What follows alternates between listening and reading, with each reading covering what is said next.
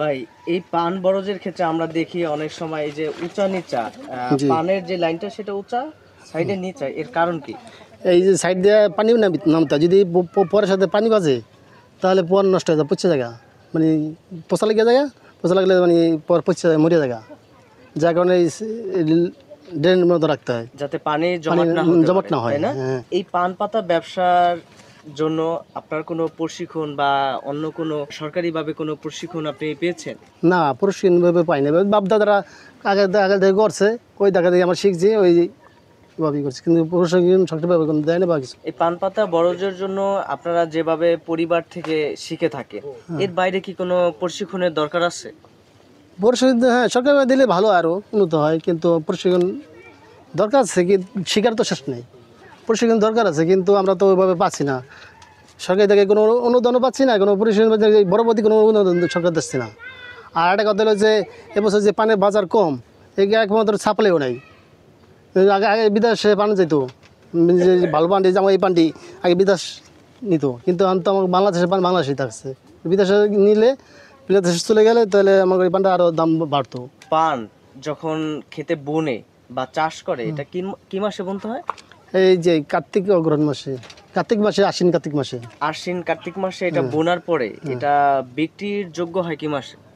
জ্যৈষ্ঠী আষাঢ় মাসে, জ্যৈষ্ঠী মাস থেকে মাস দুই পরে না, বিক্রির তিন যোগ্য চার হয়। মাস যায়। এবং পান পাতা এটা আপনারা কিভাবে বোঝেন যে এই পানটা বাতি হয়েছে বা এই পানটা এখন ছিঁড়ার উপযোগী হয়েছে? হ্যাঁ, এর পানটা 10টা 15টা পান হইলে, 10টার উপরে পান থাকলে ওটা ছেঁড়া যায়। তাহলে এখানে তো অনেক পান দেখা যায়, 10টার উপরে দেখা যায়, তার মানে কি এখানে 5-7টা বিক্রি করার যোগ্য হয়েছে? হ্যাঁ, 5টা 4টা 5টা বিক্রি করা যায়। আপনারা এই পান কোথায় বিক্রি করেন? আমরা পান চাঁদপুর দিয়ে ঢাকা দিই। স্থানীয় বাজারে আপনাদের চাহিদা কেমন? যে স্থানীয় বাজার চাহিদা আছে, কিন্তু এই বছর পানের আমদানি বেশি, যার কারণে চাহিদাটা কমে আছে। বাজারে যে পরিমাণ চাহিদা তার থেকে তো আমদানি আমদানি বেশি বেশি, হচ্ছে। জি জি।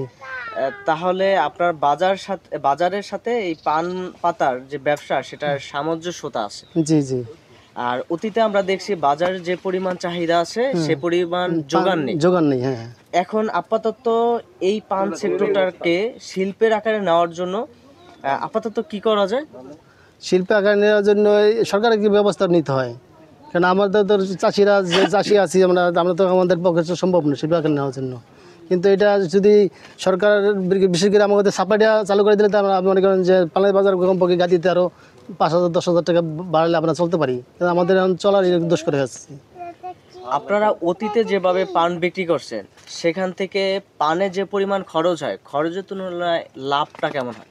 হ্যাঁ, গত বছর আমি তো বললামই যে গত বছর আমাদের ব্যবসা ভালো আসছিল, কিন্তু এবছর তো যে সব কিছু, এই যে চেরাটা, এটার দাম ডাবল হয়ে গেছে, সব কিছু খড়ির দাম ডাবল হয়ে গেছে, খড়ি দিতে হয় পরে, প্রতি মাসে 2বার করে খড়ি দিতে হয়, যার কারণে আমাদের যে খরচটা বেশি, তার হচ্ছে আমাদের মানে বিক্রিটা কম আসে, কেন পানের বাজার কমে আছে, কিন্তু সব মালের দাম বেশি, মানে লেবারের দাম বেশি, খড়ির দাম বেশি, এই চেরার দাম বেশি, সব কিছুর দাম বেশি, একটু যে সব কিছুর দাম বেশি, কিন্তু আমাদের বিক্রির দাম নেই, সাপ্লাই আমদানি বেশি, যার কারণে আমাদের ইনকাম কমে গেছে।